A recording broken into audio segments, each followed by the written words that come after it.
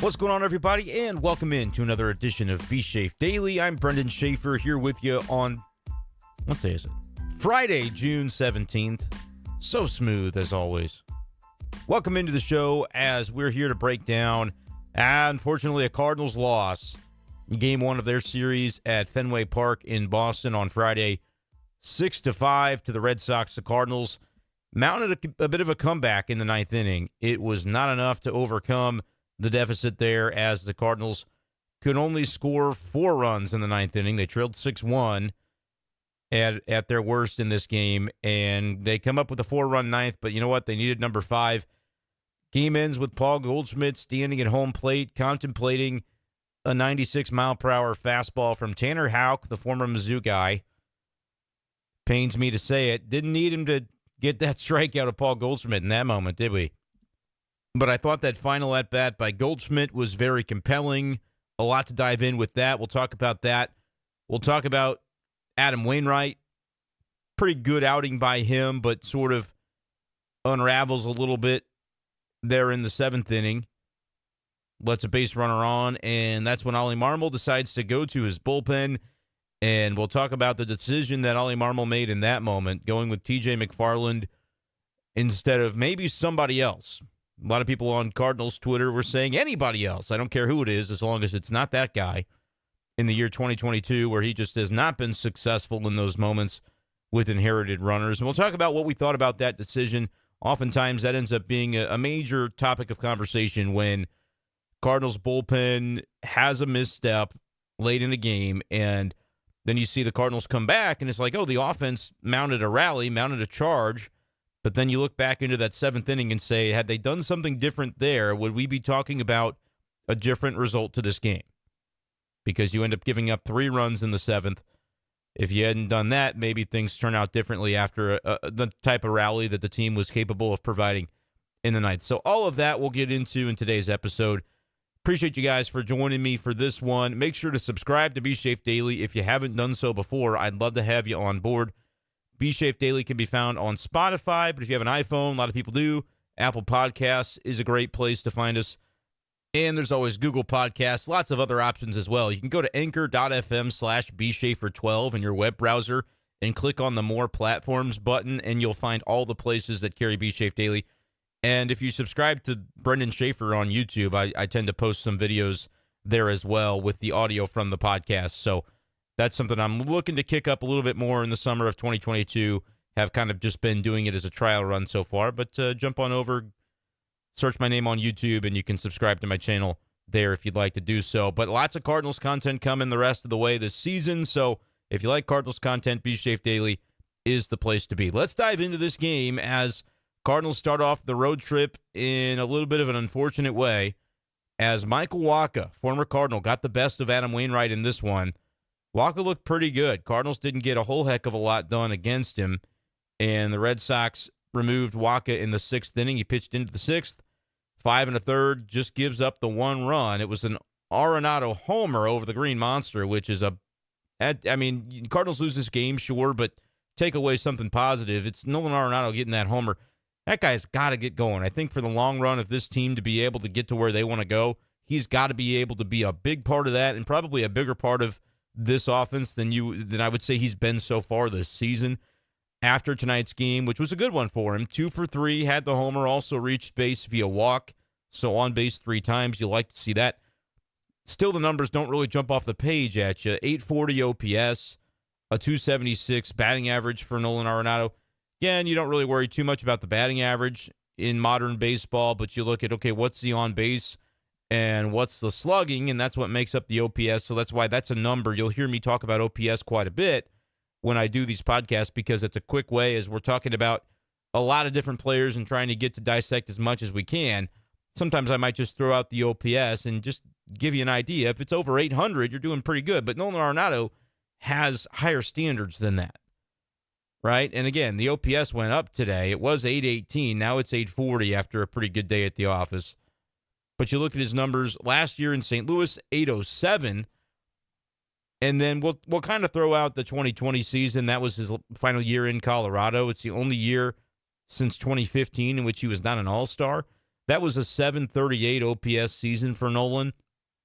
Pretty far below his career norms, though. You look prior, the 4 years that he had from 2016 to 2019, OPS was above 900 considerably in every year. 932 was the low. And so that's really the prime years of his career where he started to get going. And he was consistent, 932, 959, 935, 962 on OPS. And that's pretty generally MVP territory. You're going to end up in the top 5 or 6 as he did in each of those years in the MVP voting with numbers like that. But the 807, pretty precipitous decline in 2021 for Nolan. And that's why, despite the home run numbers, 34, and the RBI numbers, 105 for him last year, that's why you hear a lot of talk about that Nolan in the offseason really worked to try and improve, to try and get better and get back to some of those career norms that he had experienced when he was with the Rockies. And at the beginning of this season, he was Player of the Month in the National League in April. I kind of thought, yeah, this is it. This is the Nolan that we're going to see. He's been going through a little bit of a slide, though, throughout the month of May and even to an extent in June. And so to see him be able to have a good game tonight, hopefully that's something he can build upon, because if he's going in the middle of the lineup the way he can, along with guys like Goldschmidt who have been really, really good, maybe not so much on the last pitch of the ball game on Friday, but you're going to probably have to give him a pass every once in a while. He can't always be the hero. But Goldschmidt going the way that he has, Arenado getting to where he's capable, if guys like Brendan Donovan continue to perform the way that he has, I just don't know how much you can expect that to remain. But he was on base again twice tonight and had the big RBI double, 2 RBI double, I should say, in the 9th inning to extend that rally. His OPS is over 900 right now. And Tommy Edman's been really good up at the top. So if Arenado can get into that groove in the middle of the order and kind of solidify that top 4, you always want contributions from the lower half of the lineup, but those top 4 could probably do a lot of damage on their own. And Nolan's got to be a big part of that, I think, for the Cardinals to ultimately get where they want to go, not just in terms of can they hold off the Brewers in the division, but can they get things to actually happen when you get to October, when you get to the playoffs? Can they avoid one of those early round exits that they've had now 2 years in a row? So good to see that from Nolan, but from the rest of the team tonight, obviously he didn't get the win. Wainwright ends up having an outing of, again, pitches into the 7th, which you like, gives up 4 earned runs overall. Got a lot of ground balls. Oli Marmol said after the game that he was pleased with that. Did give up 7 hits, only the 1 walk, 5 strikeouts. His ERA sits at 3.06 after tonight's game, and he was the losing pitcher. He's on the downside for the Cardinals in this one because the Cardinals, again, were not quite able to finish off that comeback effort in the 9th inning. But the 7th inning is when Wainwright runs into a little bit more trouble once again and ends up getting removed from the game before being able to work himself out of it. With 1 out in the 7th inning, after a leadoff double by Frenchie Cordero, he got Christian Vasquez to ground out. Cordero advanced to third base, and that's when TJ McFarland comes in and gets the ground ball that he was looking for. But with the shift, it was kind of through the hole at shortstop. Jackie Bradley Jr. ends up successful in that regard as he allows that run to come home and score off of McFarland. And now you've got McFarland on the mound with that 3-batter minimum in effect. He's going to have to stay in that inning for a couple more batters, and neither of those batters go very well. Bobby Dahlbeck hits a double, and Rafael Devers, one of the more underrated players in the game, gets a base knock, and that's all she wrote for Tej.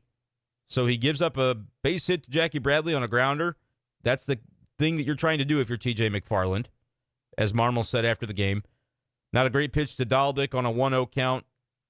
Ball's hit hard. That's a double. Devers gets a base hit. It's more of a chopper. Again, wasn't hit particularly hard, but it was enough to drive in 2 more runs, and that was all she wrote on TJ McFarland. 3 batters faced, 1 inherited runner around to score, 3 hits allowed, no outs recorded, and 2 earned runs of his own to have to manage with. And so his ERA, which was over 7 when the day began, ends up around 7.7. And Nick Whitgren comes in, doesn't allow that inherited runner to score. But the damage there had already been done by TJ McFarland. And so there's a little bit to dissect with this situation, because I saw some people on Twitter that were upset with the way that Marmol managed the bullpen in that spot. And I think there's some merit to some of the criticism against Marmol there, but maybe not all of it. It just depends on the way that you anticipated or thought they should go with this situation, which Guy on third, one out. Okay, so let me start at the beginning here. Here's my number one rule for this spot, that if you were on Twitter and you were upset about this particular thing, I think you're wrong. And I really don't need to spend a whole lot of time debating it, because it's a losing battle. It's an argument you're not going to win. If you were sitting there thinking, why didn't they bring in Ryan Helsley or Giovanni Gallegos or Genesis Cabrera to try to get out of that situation with a runner on third and one out, you're playing a losing game. That's just not something that Oli Marmol can do in that situation in June. Even directly after an off day, because the Cardinals were off on Thursday, I get that part of it, so everybody should be pretty well rested. You just aren't going to waste one of your big three relievers, and we know what big three means on this team, because you pretty much only have three now that Pallante is in the starting rotation. You've got three guys that you trust. That's pretty much it right now for the St. Louis Cardinals. And you're just not going to use one of those three because it's such a limited number. You can't use one of those guys in a 3-1 ball game when there's already a runner on third and one out. I'm not saying that you can't make a good-hearted effort to strand that runner at third, but with one out, a fly ball gets the job done. That run's probably already going to score, in my mind. So it's just not worth it, because you don't know that the offense is going to come back and make a game of it. And if you've used one of your big relievers, then it kind of feels like you ought to use another to try to really, you've already invested in this game more than, you're kind of underwater a little bit with using one of your prime relievers, knowing that means he probably can't be used tomorrow. You might as well go all in at that point. But that's just not something that Oli Marmol has the luxury of doing in that spot. Not mid-June. If it's October, if it's a playoff game, you throw all hands on deck. Absolutely. 3-1 game, you want to keep it 3-1 because you might be able to get a rally and then suddenly you're tied. I totally understand that. You just can't afford to use one of those three guys there. So if that's what you were calling for, again, we're just going to have to agree to disagree, because there's just no way on earth that was going to happen. I've been around the team long enough to see that that's just not something that they're going to do, and I happen to agree with it because I just don't think that, again, you never know how the future is going to play out, but I don't think that it's a wise move to throw arms at a game that is already kind of a losing cause. You've got to show a little bit of gumption on the offensive end first before you can dictate throwing in one of those valuable pieces that are there to preserve leads and guarantee that you're going to win the games you're supposed to win. The comeback efforts are reserved for the rest of the bullpen. Those guys are the ones that need to be able to come through. And I know that the middle relievers for this team have been a topic of conversation this year because they haven't been particularly good. And so that's, I think, where this conversation gets more interesting, because if you were sitting there saying anybody but TJ McFarland in the year of our Lord 2022, I would say, you know what, you got a pretty fair point. And I love TJ McFarland. I would love for him to do well. It hasn't been his year, though. We've got to face the facts at some point. He has not had a good record with inherited runners coming around to score. In fact, he's near the top of the National League in allowing the most inherited runners to come around to score eventually, 18. And this is CBS Sports using this stat, and I'm not as familiar with them as to whether they update day of or whether that's going to be a number that gets updated tomorrow and pushes him to 20.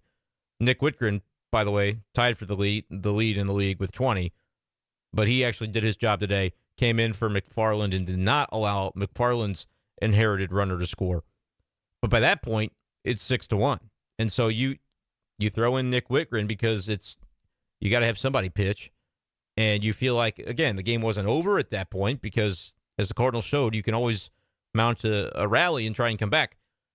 But at that point, it doesn't really matter who you put in. You're just trying to mop up the innings and see what you can get. See if you can't get lucky. See if you can't get something started offensively. But the moment when it's 3-1, you could make an argument for somebody other than your reliever with an ERA of 7. Last year, TJ McFarland and Luis Garcia would have been the first two guys you would think to go to in any situation with inherited runners. You're going to those guys, and they are going to be the firemen, and they're going to clean up the mess.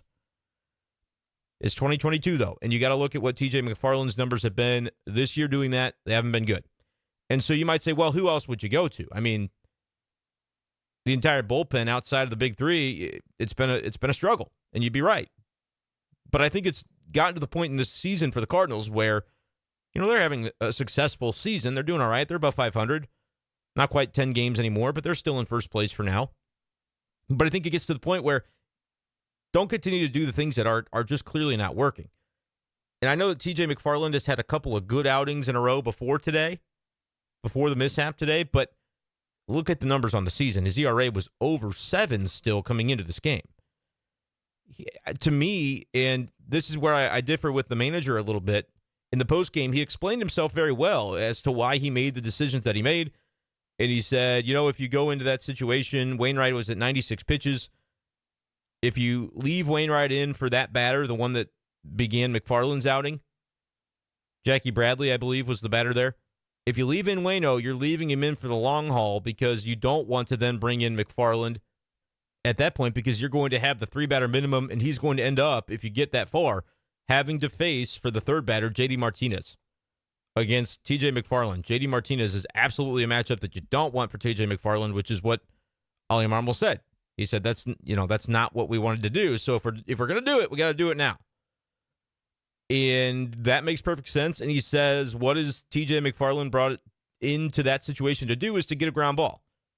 And he did that. And so success on the first one, it just got through, as ground balls tend to do. We talked about that a lot with Dakota Hudson.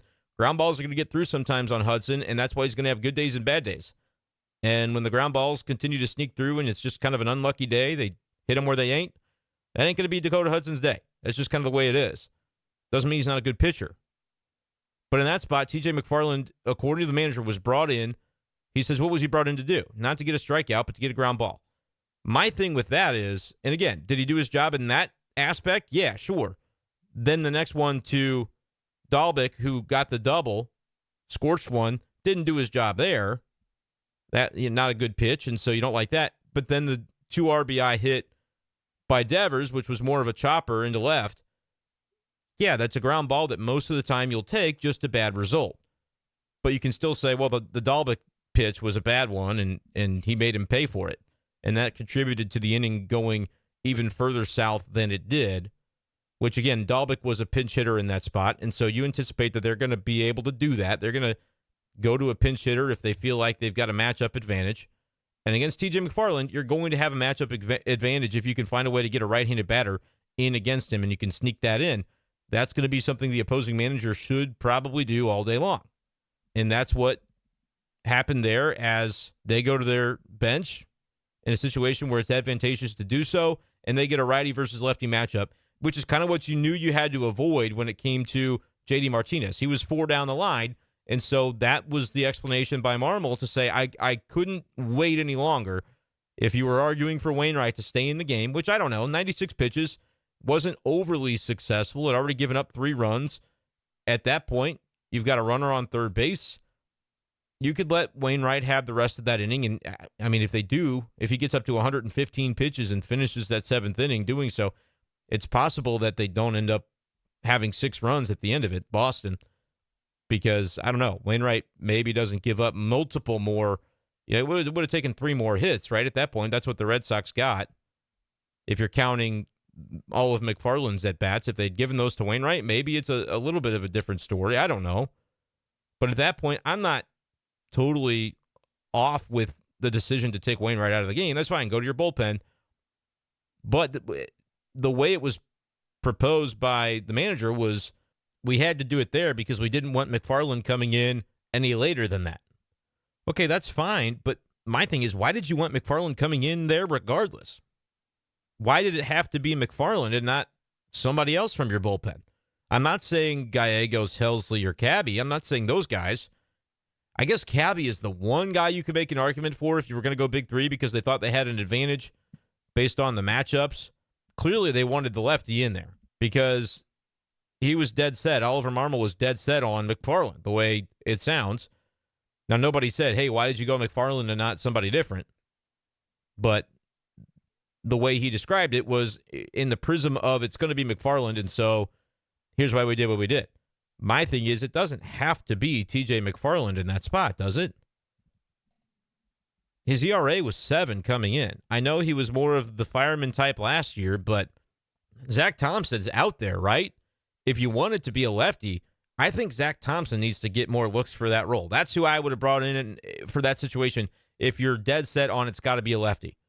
And you've got 3 lefties coming up, and so you figure, all right, maybe that's the way that the Cardinals are viewing it.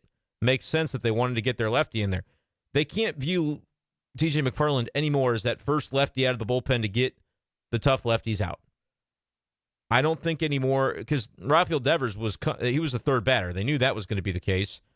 And the way they approached that was, let's get TJ McFarland in there because he's going to face so-and-so lefty, so-and-so other lefty, and Devers, who is the third lefty. And so it makes sense on the surface why you'd want to go to your lefty.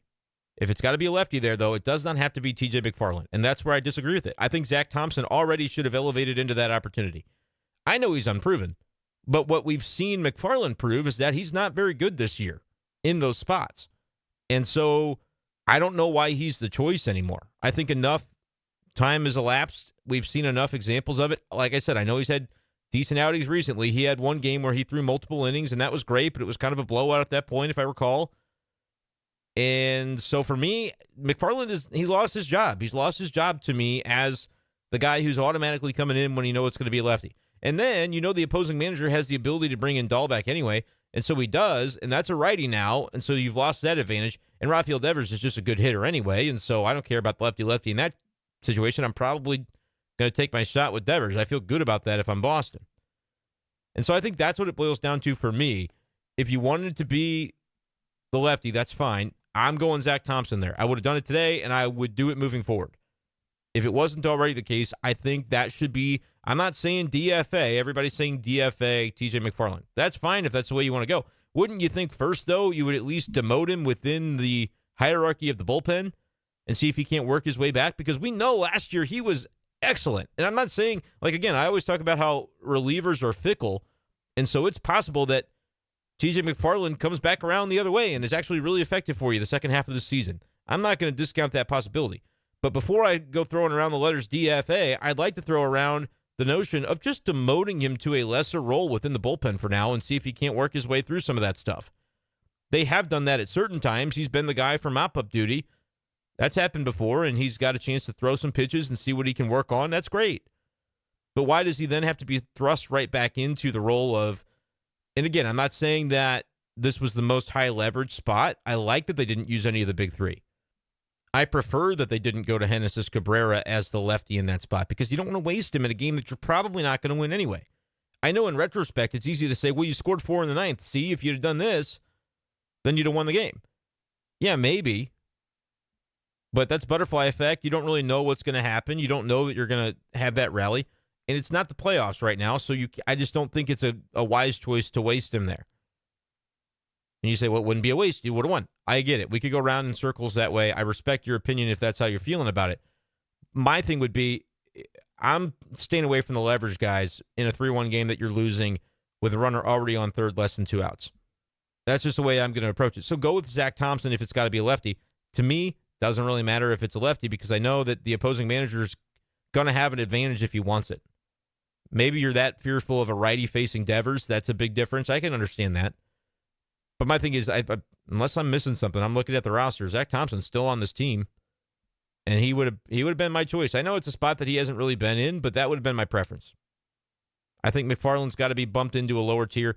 And if you don't feel like you've got anybody on the roster or in the organization that can be that lefty for you, you gotta trade for one, or you got to go find one somewhere. They found TJ McFarland off the scrap heap a year ago at this time. I think that's John Mozeliak's cue to have to do something. They cannot continue to have him be the first lefty in a situation where it's still a close game. Again, the first lefty is going to be Genesis Cabrera if you're in the lead. But then if you're second lefty, the guy that you're going to use in a game that you're down by 1 or 2 or maybe even tied, depending on the inning, has an ERA of 7.5, I don't think that's necessarily a winning recipe. So having a third lefty is great. They currently do Zach Thompson. To me, I don't want to reserve that guy for long duty. He doesn't need to be a 3-inning guy in this bullpen. Let him have a crack at that role where he can come in and get you an inning. Get you a couple of outs like would have been required in this situation. Has he proven it before? No, but the proven guy isn't really getting it done right now. So what does that prove? I don't think that you do anything there to say, oh, well, he's proven. Well, it doesn't really feel very good if his ERA is 7 this year. And he's given up 18 inherited runners, maybe 20. We'll see if CBS updates tomorrow. That's my bad for not knowing that, but I normally look at Baseball Reference, MLB.com, and I know when they update theirs. I don't know about CBS. The other aspect of this for me, by the way, is that when Marmol said that he was brought in to get that ground ball probably scores the run almost no matter what, because there's a guy on third and one out. I'd be looking for the guy that can get the pop-up or can get the strikeout. He said he wasn't brought in to get the strikeout. Okay, bring in a right-hander who maybe can get the strikeout. And maybe you don't have that guy in your bullpen. Maybe that's what it boils down to. I'm dissecting a managerial decision in a game that probably was going to be a loss anyway, and so I need to step back and sort of recognize that. But I know that these are the things that people talk about and they're upset about because the Cardinals lost the game. And so I want to discuss it. But I don't want to ride the manager too hard because, by and large, I consistently think that Marmol does a great job. But in that case, I'm looking for the guy that can get me a strikeout. And if I don't have that guy, then that sucks. Like, if he's looking there and say, no, Verhagen's not really a strikeout guy. Oviedo, could he get one? I don't want him facing three lefties. That's not a great look. Should we do that? Nope, that's not good either. You know, you're kind of in a position. And I think it was hierarchy was still, hey, that's TJ's spot. Zach Thompson, we're working him in. That's not his spot. My argument would be it should start to become his spot, and that should be a transition taking place right now. I would have done it today, and it should probably happen the next time you're in that spot. Down a run, down 2 runs, whatever. Close enough game, still trying to keep it there. But with the runner on third, a ground ball is good, but even a ground ball that stays on the infield could end up scoring that run. So, yeah, I would be looking for the strikeout in that spot, and Marmol said specifically he wasn't brought in to get a strikeout. It's a tough spot when Boston stacks 3 lefties in a row, and one of them's Devers, so you can't feel like, all right, it's fine. You know, you might just want to get the first 2 guys any way that you can. But that's kind of my thinking, is that I'm looking for a strikeout guy if I've got one in my bullpen.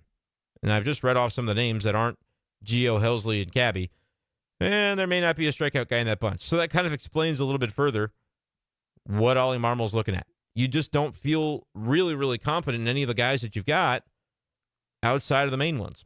And so that's a tricky spot to be in. But yes, I still contend that I would have gone a different route than McFarland there. And I'll be interested to see how they proceed from here.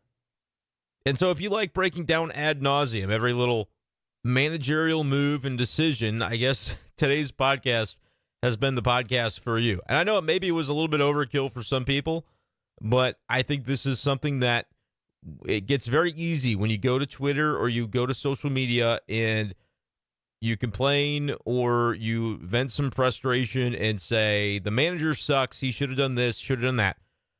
Totally support your right to do that. I think it's important, though, too, to sometimes step back and evaluate, okay, if not what happened, why not, and what should they have done instead? Or maybe the gut reaction of what you think they should have done. I want to come in here and say, well, here's my opinion on that. I don't think they could have. I don't think they could have gone to one of the main 3 guys out of the bullpen because you potentially risk not having them for a game that you actually have a better chance of winning. And so that's why I spent a pretty good portion of today's show breaking that down. But before we bid adieu, I do want to talk about that 9th inning rally that the Cardinals put together with 2 outs, because that was impressive stuff. And that was a sign of a team that I think is going places. I think this Cardinals team has the makeup to be able to make some noise this season.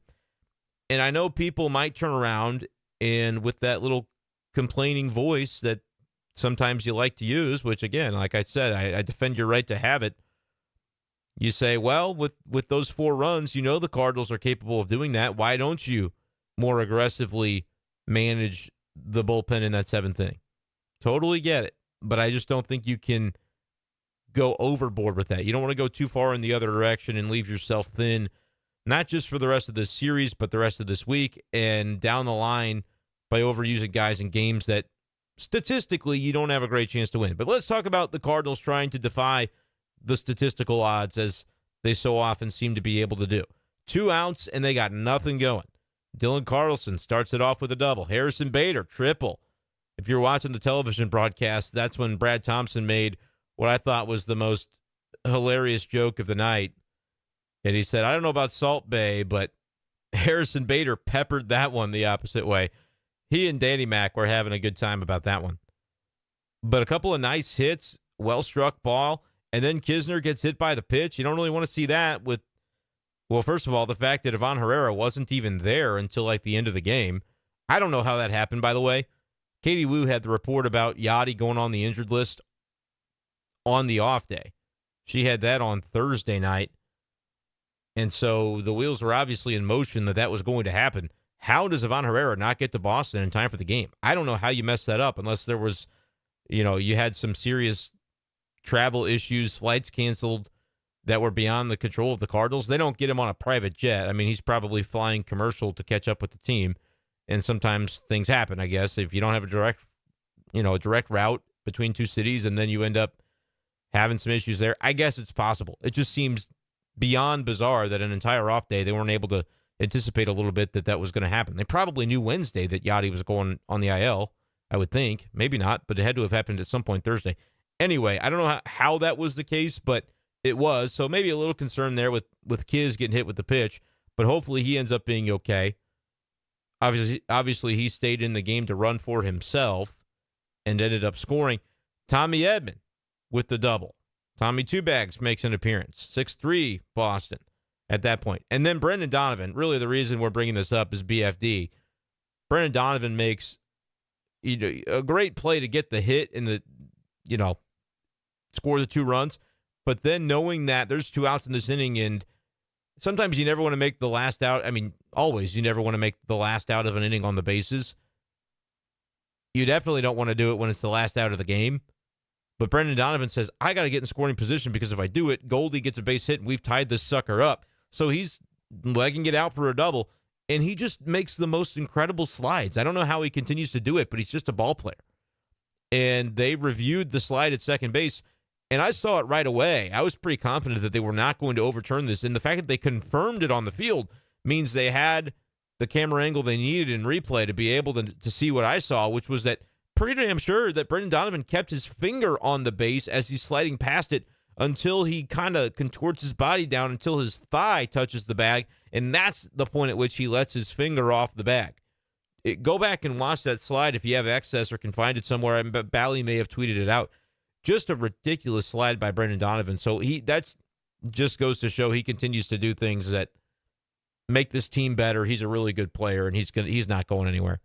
He may not be a starter every day for the next 5 years, but he's going to be on this roster. He's a really, really good player and a winning player for sure. Let's get into it, though. Then it was Paul Goldschmidt. And you would say, well, there's nobody I'd rather have on the mound. Paul Goldschmidt taking on Tanner Houck. I don't know that he's Boston's closer, but in that spot he was. And the Mizzou guy was a really interesting at bat. It ends up going to a full count. Goldie swung and missed at a couple sliders away that made me think, boy, he's got the beat on. Tanner Houck has got the beat on Goldschmidt, which often has not happened over the last 6 weeks or so because Goldie's been on an absolute tear. Really, it's been about the last 2 months. April 22nd is when Goldschmidt started to really turn it on. That was the beginning of the stretch that he's on right now. And I'm thinking, man, I'm going slider away if I'm Tanner Houck right here. And he ends up going fastball in, busts him in at 96. And that kind of brushes Goldie back. And he had a little bit of room to play with at that point because I don't think it was not obviously a 3-ball count yet. And then I think he went 84 inside. I don't know if that was a missed pitch that kind of backed up on him or what he was looking to do there. But I just kept thinking, slider away, slider away. Goldie's got to find a way to stay on it. And then he threw it. It was a slider, but he left it over the plate, 85, and that was probably the pitch you got to crush if you're Goldie. And I think at that point, Houck got a little bit, and I didn't notice whether maybe they called for the slider again on the final pitch of the game and he shook him off, or if the catcher decided, no, we're going fastball here. I think it's a sinker for Houck. But it was at 96, the hardest pitch I saw him throw in the at-bat. So whatever it was a version of his fastball. One that he certainly throws with some confidence there because 3-2 count, game's sort of on the line in that moment. And I'm thinking for sure he's going to bust him again. He's going to throw that slider away. He missed slider away because he left it over the plate and Goldie didn't punish him for it. He fouled it off the previous pitch. And then just an absolute freeze job on Goldschmidt where people say, how can you let that pitch go by? And I totally agree. I get it. But watching it live, I'm thinking it has to be a slider away. It has to be.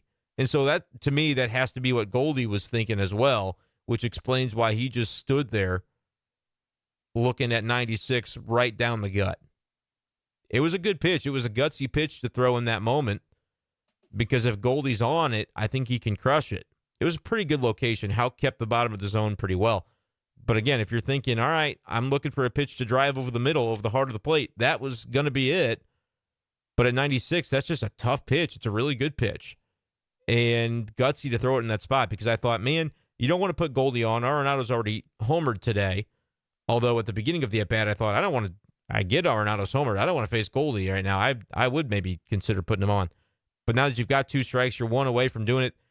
You could throw a slider out of the zone and hope that he chases it again because he had done so twice. And I think maybe in that moment he might have done it again.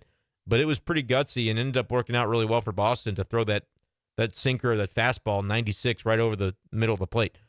Really interesting stuff. It turns into a guessing game at that point. I thought that last at-bat was really fascinating to watch unfold because you're sitting there at home guessing along with it to see maybe what they might do there. And there's nobody in the world you'd rather have up at the plate, I think, in that spot than Paul Goldschmidt, and sometimes it just doesn't pan out.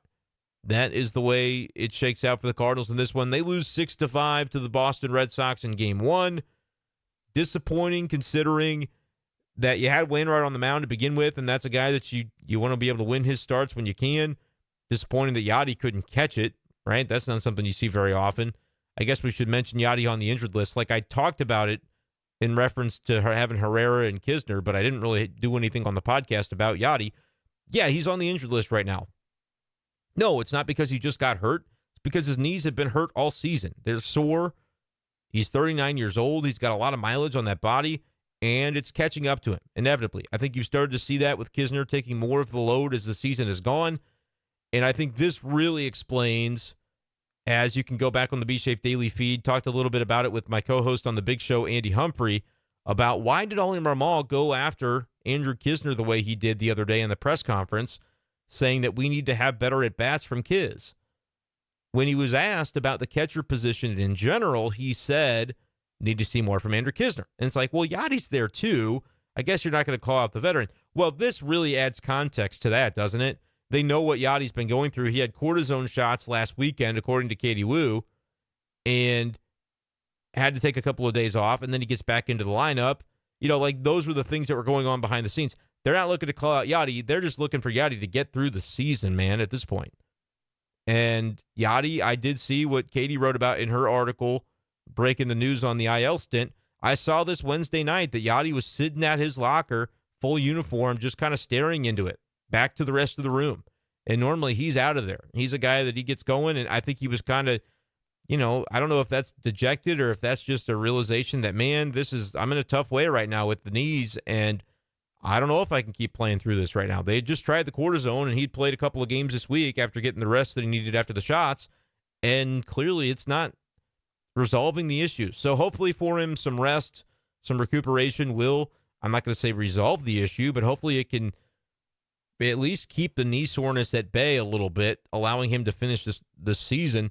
9 more starts to pass Freehan and Lolich for the record for the Battery. That's a big storyline this season, obviously. Yeah, I think moving forward, the Cardinals are going to have to see more from Andrew Kisner. I think during this stretch that Yadi is out, you got to see what Ivan Herrera can do. He's been recalled.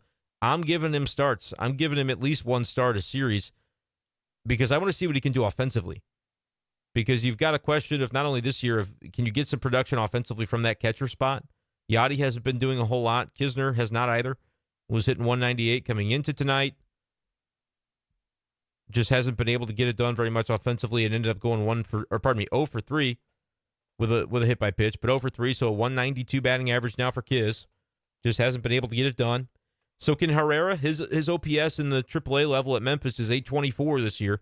That's pretty good. Does it translate? What does that equal, though, when he gets into Major League at-bats on the regular basis? 750, 725, 700? Kiz right now is at 532. So if this kid's ready to handle the pitching staff and he's ready to show what he can do with the bat a little bit, you got to give him a chance. And then that'll kind of color, I think, the way they go with the catcher spot next year, which is not the most important thing in the world right now. Right now, it's just winning baseball games in 2022. But it is a kind of interesting storyline to look ahead toward. Could it be a 60-40 split, 70-30 split, but Ivan Herrera ends up taking the lion's share and Kisner remains the backup? But just a more enhanced backup than in Yadi or Molina years. Maybe that's what it looks like. But you got to see what Herrera can do.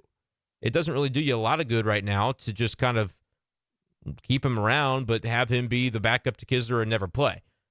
I still am a person who believes in Andrew Kisner, but I want to see more Herrera these next couple of weeks as well. And hopefully Yadi's able to make it back. And then it's a question of when he does make it back, is it to catch Adam Wainwright and not much else? Or is he going to be able to take on at least 50% of the workload with Andrew Kisner? I don't know. He's turning 40 in July, Yadier Molina is, and Father Time is undefeated. And we're seeing that a little bit this year with Yadi. So hopefully he's able to recuperate and find a little bit of spryness for those knees as he moves forward. But, man, I feel for the guy because his whole entire heart is in this, and sometimes your body just does not cooperate, and that's what Yadi appears to be going through right now. So I wanted to at least make sure I touched on that a little bit since we had not talked about it yet, with that news coming down the pike on Thursday night and then becoming official on Friday morning. But as I was kind of saying before, I did go on that little Yadi tangent because it was worth talking about. Disappointing to lose the Wainwright start. You didn't end up getting the job done with him on the mound. He's kind of your ace right now, and so that's unfortunate. Now they're going to have to see what they can do behind Dakota Hudson on Saturday. Dakota's going to get the ball. He's been pretty good lately. I think he deserves some credit for the way he's turned things around after kind of some rough going earlier in the season. His last start, maybe not as good. The ERA now is above 3.29, and so it's going to be a question of, I shouldn't say above. His ERA is at 3.29, but prior to his last outing, it was below 3, and he had been on a pretty good trajectory. Remember, the last outing was that he gave up the 6 runs, but he still went 7 innings. That was one that kind of strangely got away from him late as well. Some extenuating circumstances. Just one of those games, like I mentioned a little bit ago, talking about McFarland getting the ground ball. Sometimes Dakota's going to get all the ground balls his heart could desire, and those turn into 9 hits and 6 runs. That's what happened to him in his last outing against the Reds on June 12th. Taking another turn here in Boston. Hopefully he's able to kind of tap back into the type of outings he was having previously, maybe get that ERA a little bit closer to 2, or in the 2s rather, because it was 2.76, now 3.29. Maybe he can get it back down a little bit. His FIP, his fielding independent pitching, actually went down in his last start. That's how you know he had some bad luck with the ground balls. 4.24 was his FIP, which is sort of what your expected ERA would be if you took out defense, is the simplest way to explain that. And maybe that's not quite accurate, but that's essentially what they're looking at. And the ERA was 2.76. The FIP was a run and a half higher at 4.24. Last outing, gave up 6 runs. ERA goes shooting up. The FIP actually went down to 4.20 from 4.24. So he basically did his job and had some bad luck in the last game, is kind of the way that breaks down. Didn't get very many strikeouts. That hurts you a little bit. But I'll be interested to see what Dakota's able to do on Saturday, and if the Cardinals can try and even this series up before going for the win on Sunday. And that's going to be Andre Palante's game. Appreciate you guys, though, as always, for listening. That is going to do it for this edition of Be Safe Daily. You know how to subscribe. You know what to do. Go get it done. We'll talk to you later. I appreciate you guys, and we'll talk to you next time on Be Safe Daily. Peace out.